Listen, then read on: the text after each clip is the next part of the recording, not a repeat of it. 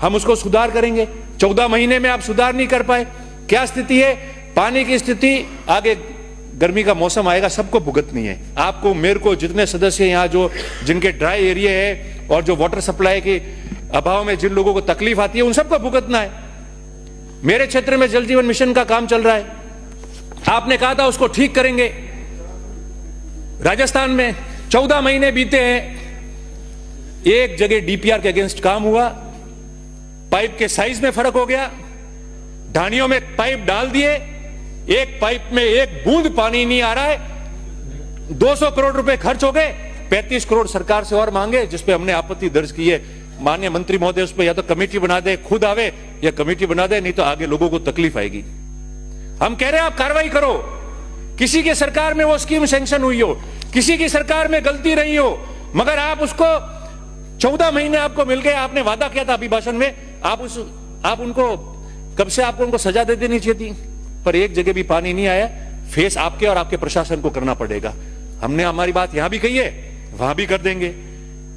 गोपालन मंत्री जी बैठे, आप भी उस क्षेत्र से आते हैं, गौ सेवा, गायों को सब्सिडी दे रहे हम लोग, गौशालाओं को। मैंने पूर्व में भी आपको निवेदन किया था, बजट अभी आया है, बजट में निवेदन किया था, अब बजट आ रहा है, और आपके माननीय जो हाँ पक्ष के सदस्य बैठे, माननीय सदस्य, कई सदस्यों ने उस मेरी बात को दोहराया भी था, और मैं वापस आपको निवेदन कर रहा हूं, गाय बचानी है, गायों का काम करना है, और वास्तव में गौ सेवा का, गौ माता जिंदाबाद का नारा अगर मन से हमको देना और मुख से नहीं देना है, तो आप मेहरबानी करके, जो पशुपालक गाय लेके इधर उधर जाता है, झुंड में सैकड़ों गाय रखता है, हजारों गाय रखता है, आप उसको, जो सच्चे रूप में सेवा कर रहा है, आप उसको सब्सिडी देना शुरू कर दो।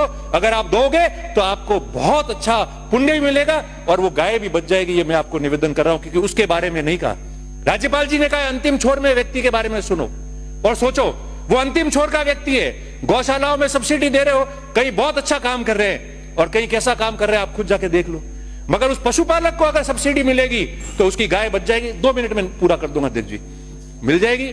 दूसरी 2 बातें मेरी थी, पट्टे की जो बात आई है, घुमंतु, अर्ध घुमंतु पशुपालक, डीएनटी के लोग, उनको आपने देने की बात की है, दिए भी है कई लोगों को, मगर वो अपना, आपका सपना साकार नहीं हो सकता, हमारा भी नहीं हो सकता है, क्योंकि पूर्व में वो गांव के बाहर रहते थे, बाड़े वहां होते थे, वो गोचर में जाके बस गए।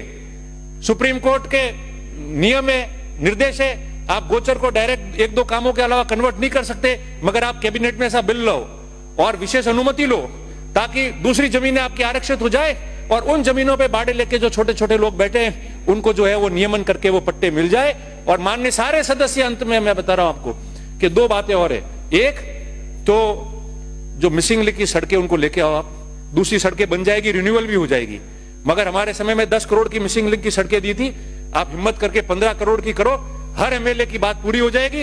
1, 2, 4 किलोमीटर की जो सड़कें बची और लोगों की जो डिमांड आती है गांव को कनेक्ट करने की, वो सड़कें पूरी हो जाएगी। आपने उसकी उल्लेख इस अभिभाषण में नहीं किया। और अंत में राज्यपाल जी ने अपना समापन करते हुए भाषण में सरदार वल्लभ भाई पटेल जी को याद किया और अंबेडकर जी को याद किया। मेरा इतना ही निवेदन है अध्यक्ष महोदय आपके मार्फत कि एमएलए लैड्स की जो गाइडलाइंस बनी हुई है वो बहुत पुरानी है, उसमें चेंजेस आने चाहिए।